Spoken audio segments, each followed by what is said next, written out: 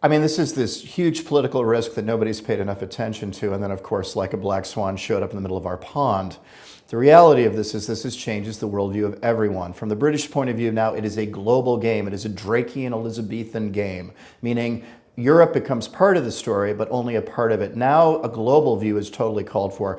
Can we do a trade deal with China? What about India? What about the United States? What about the Commonwealth? What about the emerging markets? A very different set of questions than Britain has dealt with for 40 years. From the European point of view, it's part of the existential crisis that can go either way. This can be a wake-up call for Europe, and that Europe starts to deal with its migration issues, it starts to deal with the euro crisis, and the existential question of what it is in the future.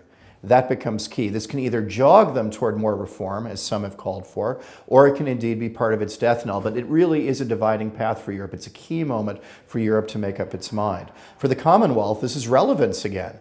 Suddenly, Britain looking at free trade with Canada, New Zealand, Australia, the United States, the former colonies, for the first time in 40 years makes sense.